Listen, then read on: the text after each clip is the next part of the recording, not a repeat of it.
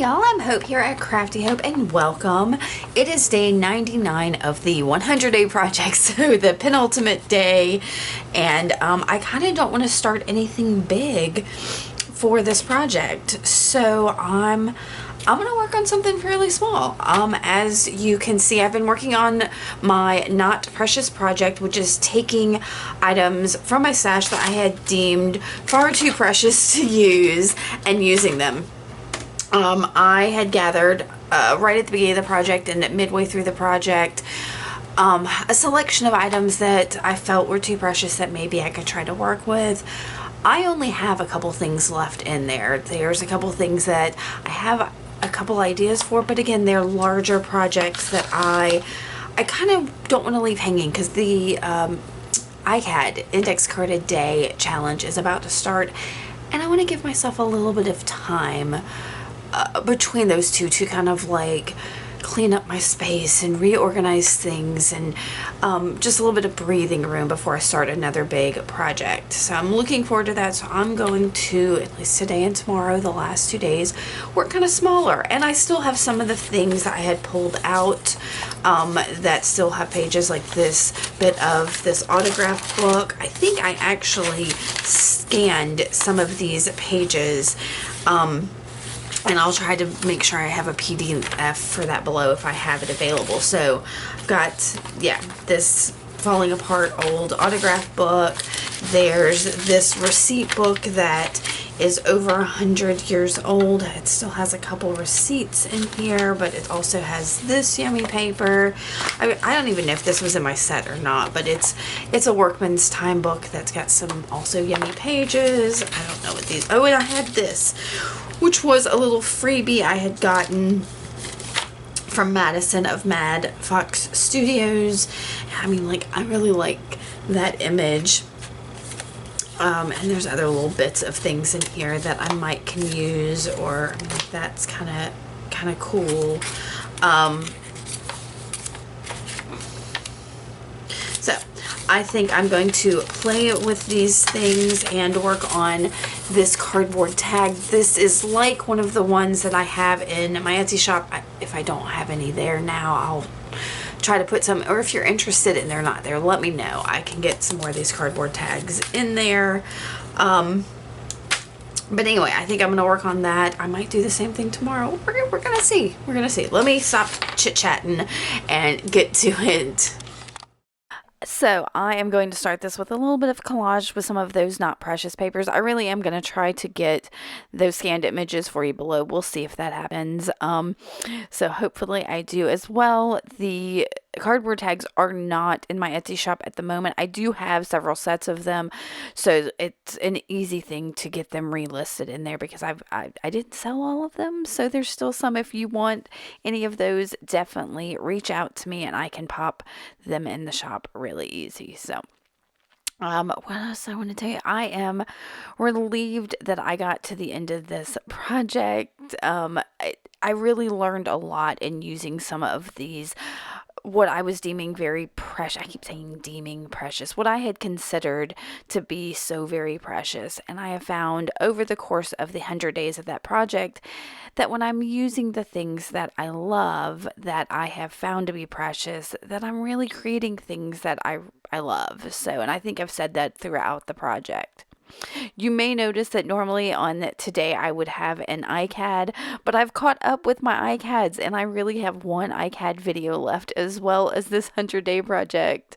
And I since I finished the 100-day project before I finished iCADs, I wanted to kind of finish these videos before I finish my iCAD videos. So, yeah. So there's kind of some of the things I wanted to say about this. As you saw, I used several of those papers I had pulled out and some fluid matte medium to get them stuck onto that tag. I did cover the entirety of the tag, which wasn't completely necessary for some of the steps I knew I wanted to take with this. Also, I'm going to mention that some of the filming of this is going to be a little wacky because at some point in here I pulled my phone out to get some footage for Instagram. So it's going to be a little weird here in just a second. So I did dry all of that glue after I trimmed around my tag, and then I'm activating some instant coffee. Now this is just plain old instant coffee that I pretty much made in that little yogurt cup, and then I let it dry and I reactivate it with water. Before I go in with the coffee though, I decided to add a little bit of gesso just to integrate some of these pieces together. Apparently my little thing that I have for it was clogged up, so I was like, okay, I'm just gonna work with what's in the cap and I will clear that later. So I'm putting a few little splotches, as you can see, right down on that tag, and I'll use my brayer to spread them out to give it, yeah, like I said, integrate these papers and give a little bit of texture, actually, because I really love how gesso acts as a bit of a resist when you use it with something like this coffee or an ink or something like that. So I didn't even bother trying the gesso, but I have come in with that coffee, and here's the funky bit of filming. Super close up, and with my camera, with my phone camera. So giving you a really solid look at how I just kind of randomly sploosh that around. And then when I finished it up, I will try this really quick. The coffee is not, I'll tell you, not permanent. When you put it down, it tends to continue to be water reactive.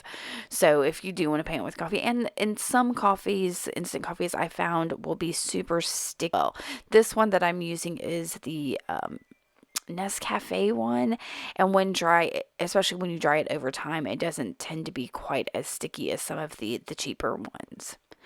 So one of my favorite things about using these cardboard tags is that it's corrugated cardboard, so there's several layers, so I can peel up some of the under layers and reveal that corrugation, and it gives more texture and more of an aged look, and just such yumminess. So, and I kind of knew that going in that I was going to do that, because that's the benefit, like I said, of using these cardboard tags.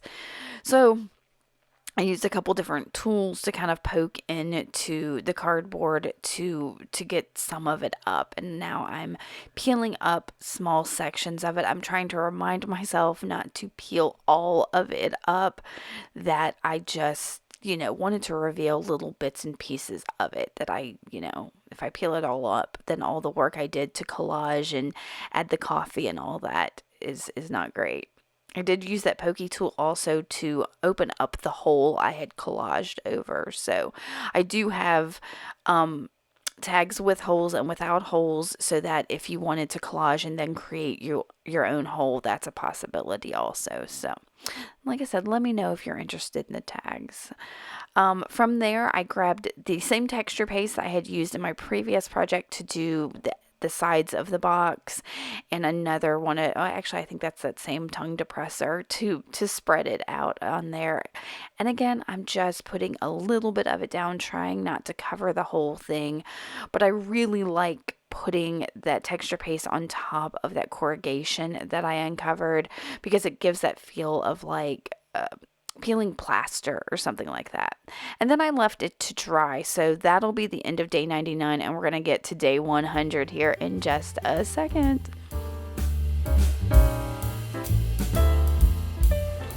Hey y'all, it is day 100 of the 100 day project, so it is the last day. If you watch I'm keeping it easy on myself. I let the texture paste I added dry overnight, so it's nice and solid. And I'm going to finish this. I thought I was going to add in something from this little gift from Mad Fox Studios, but I just don't think I am. It doesn't quite fit in there, but I do have those papers that I had deemed kind of precious. I still have thread out from my previous project. I've got a little lace from one of my boxes. The one with all the beads. Have I shared that one? I think I have. I'm so far behind, I don't even know what I am going to share. So I don't really know what I'm going to make as the focal to this to finish it off, but it shouldn't need much. And I kind of love that I have let myself have that little bit of freedom for this last day. Oh, I do have this too, which I had pulled out. So anyway, I'm going to play with some of these things that are still left on my desk from this project and finish up this little tag and see what happens. I honestly had absolutely no idea what I was going to do on this tag, so I started with adding a little bit of movement to it using just a chunky kid's mechanical pencil. I use my finger to kind of smudge that out, and you can see me, I'm tapping my fingers, playing with things, trying to figure out what I'm going to use. I moved that bit of lace all over. I'm going to pull out a bunch of other things, kind of looking at them, like what might work on here, I don't know. And then I pulled out this part of I don't even know what that is, part of a letter or something, and tore it down and was like, oh, well, that could be really neat. And hey, I've got this thread here. So I kind of pulled off some of that thread. And you can see I've got I don't know, it was kind of weird. I didn't even have to cut it because yeah, apparently it was all kinds of messed up. Bunched it up behind that little bit of paper and was like, hey, that's gonna work great, and it really did.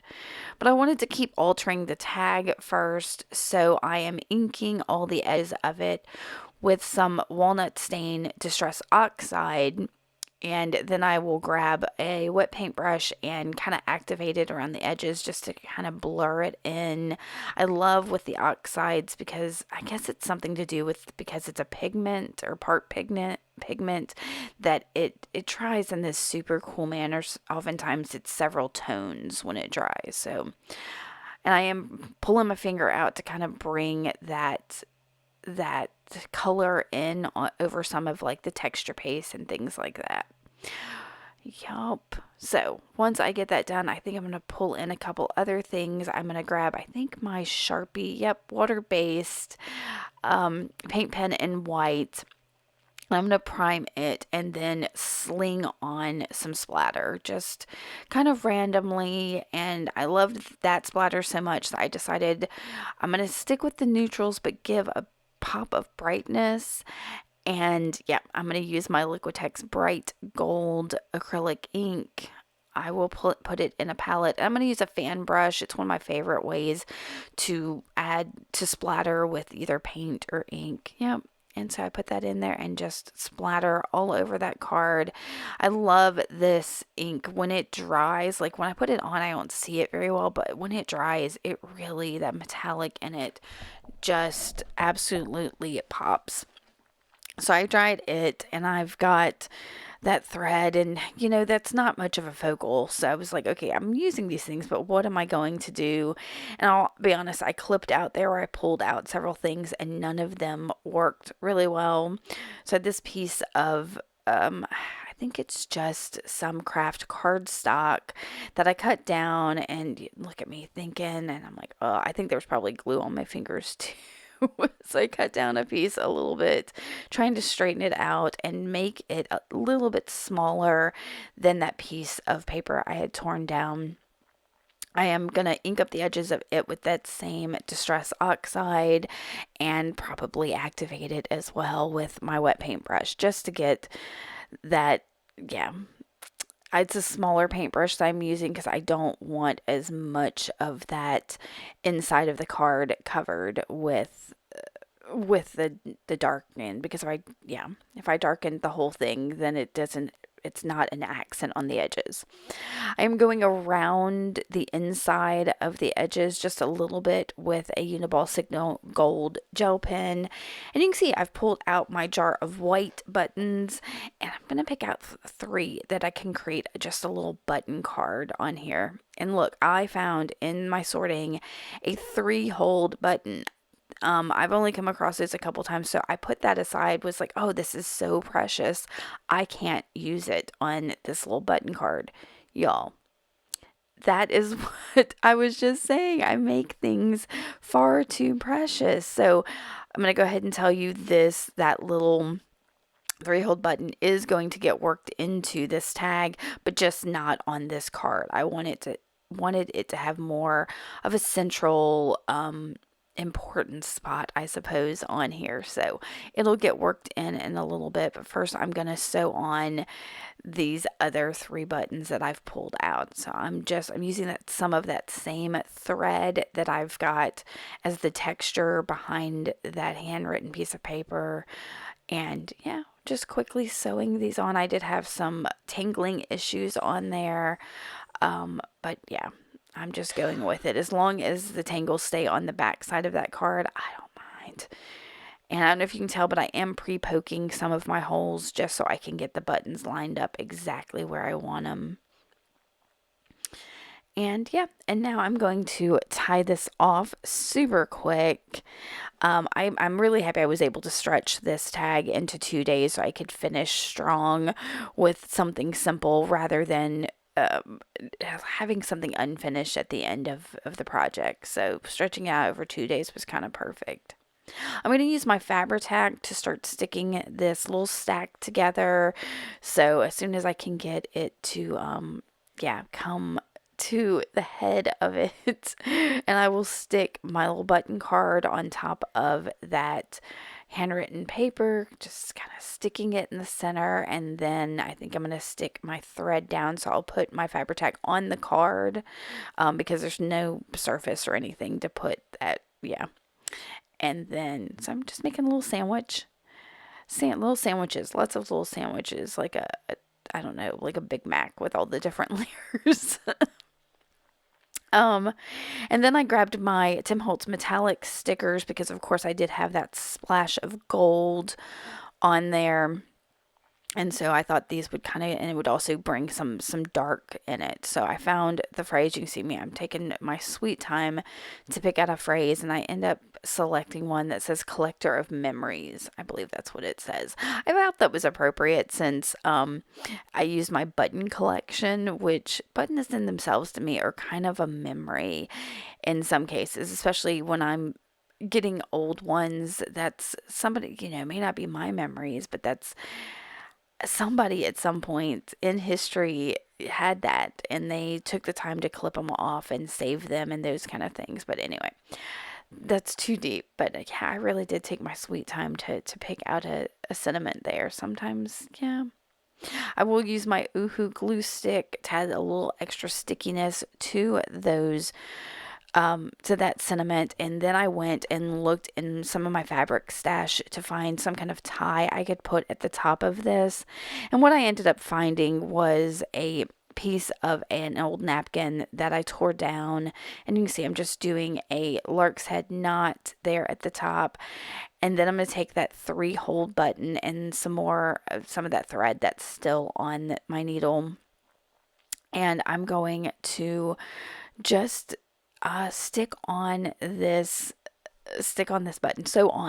button to finish this card up. So that's it for my 100-day project, my Not Precious project. I really loved some of the things I was able to create with all of these saved beautiful bits that I thought were so precious. So I created some items that ended up being precious in themselves. So if you have any questions about any of this, or my process, or these cardboard tags, or anything at all, I would absolutely love to hear from you. Definitely give me a thumbs up. Make sure to subscribe, all that good stuff, and I will see y'all later. Thanks for watching. Bye.